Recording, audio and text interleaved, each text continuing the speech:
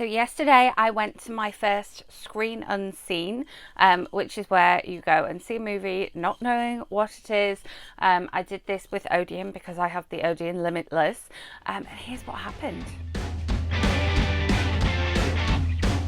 Welcome back, or if you are new here, welcome. My name is Katrina and I make bookish content here on this channel every week, and then movie reviews just like this one here at the weekend. All of my movie reviews are completely spoiler free, and I will leave a playlist of my recent reviews linked up above in case you're looking for something to watch this week. So yes, I booked in to see a screen unseen.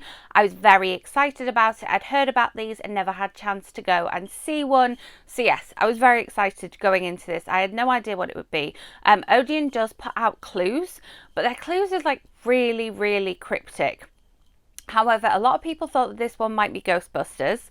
And a lot of people had a thought that this one might be a film called Petite, Maman. Now, it's not spoilery to tell you what it was, because obviously I'm going to be reviewing the film. It's like, is that a spoiler? No. So it turned out to be Petite Maman. So I was really quite excited about this because when people had thought it was going to be it, I looked it up, saw what it was about, was like, oh yeah, this sounds like my kind of thing. I like a bit of a subtitle film, and it's been a while since I've seen a sort of non-mainstream film in a mainstream cinema. So you'll if you've been following the channel for a while, you'll know that I like to watch every film that's nominated for an Oscar. I was also lucky that in Denver I had quite a few independent cinemas around me, like a small chain of independent cinemas in the Denver area, and so I had plenty of options when it came to seeing non-mainstream films, and I was really quite excited about it. I think I would have been happy had it been Ghostbusters as well, because that is something that I'm kind of intrigued to go and see as well. So make sure you subscribe so you don't miss out on my movie review for that one, because that will be coming very soon. But I was also excited when I found out that it was Petite Maman, because it's meant to be 5 stars, and these screen unseen things are supposed to be mega hits, and so I was excited to go and see it. And then I ended up walking out. And I will give a film 45 minutes. That is my cut-off point, and always has been for a film, whether I'm watching it at home or whether I am watching it in the cinema. And it's been a while since I walked out of a film. It really has been a while since I walked out of a film. I think the last one that I walked out of was actually Sonic the Hedgehog. Just to kind of like put it in context for you there. Was it Sonic the Hedgehog? I think it was Sonic the Hedgehog. I don't think I've walked out of a film since returning to the cinema post-COVID. I think returning to the cinema post-COVID, I was just like, I will sit and I will watch anything in a cinema.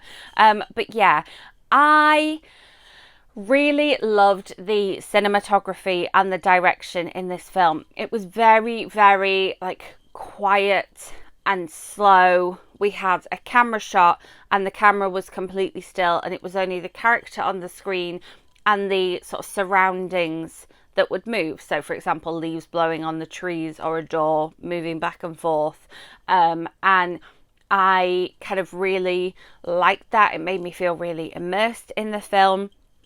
And then there was very little dialogue. The first part of dialogue in the film is just our child, our star of the film, saying goodbye to various people in what we later discover is a nursing home, because basically our protagonist, who is young Nellie, her grandmother has just died, and she and her parents go to her grandmother's house to go and clear out her house, and this is the house that her mother grew up in. And then she kind of goes off exploring into the woods. The scenes in the woods, it was quite a cold, dark, wet night outside when I'd gone into the cinema, and she was wearing quite a big coat in the woods, and sometimes it was dark, and so the scenes in the woods, I don't know if they just like mirrored my outside world a little bit too much, but they just made me feel kind of like cold and tired, and like I wanted to go inside. And I mean, that's good direction right there. The fact that the film evokes that sort of feeling from me. And I think the fact that we had like the fixed camera and then just the characters moving on the camera as opposed to kind of like walking through the woods.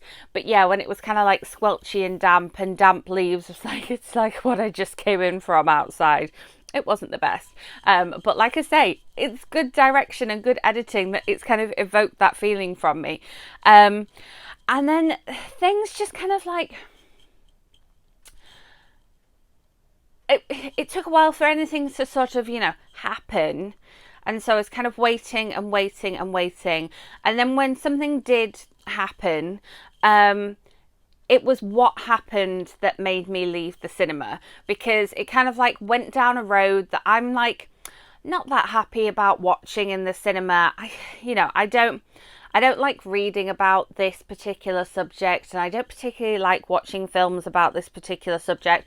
And so at that point, I'd waited, I think it actually ended up being 50 minutes for something to happen, and where this was going, and enjoying the editing and enjoying the cinematography and enjoying the direction and the lighting.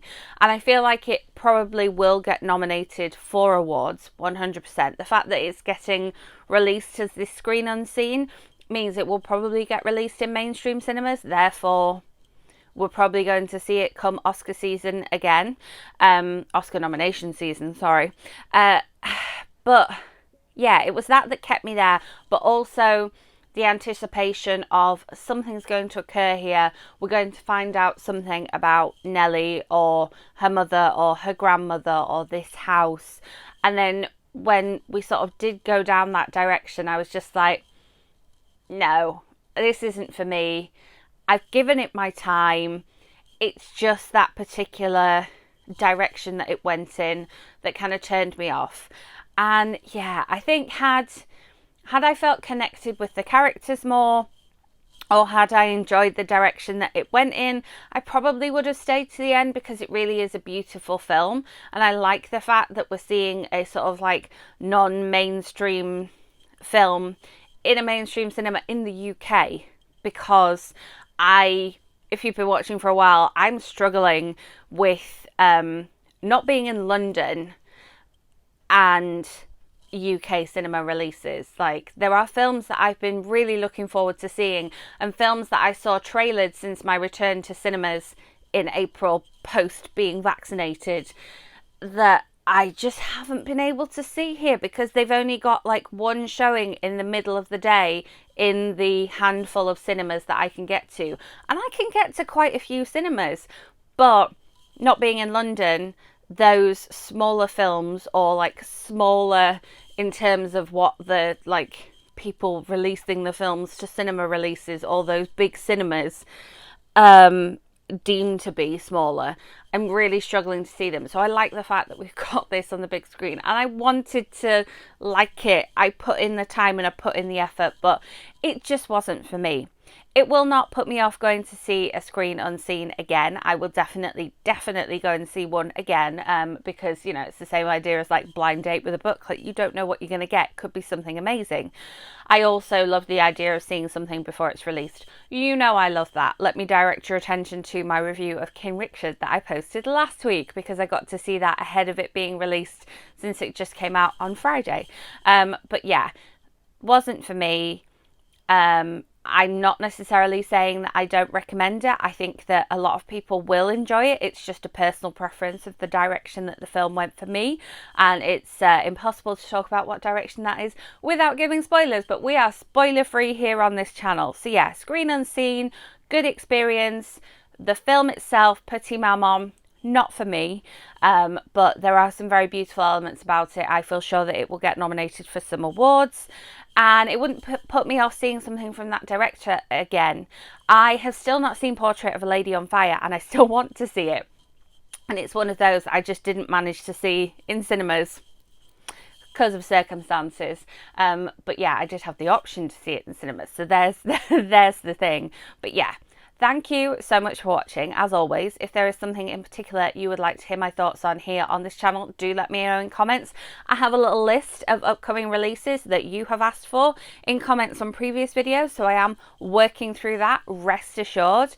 I will be back with another movie review for you next weekend, so make sure you are subscribed so you don't miss out, and hit that notification bell to be notified when I post my bookish content in the week.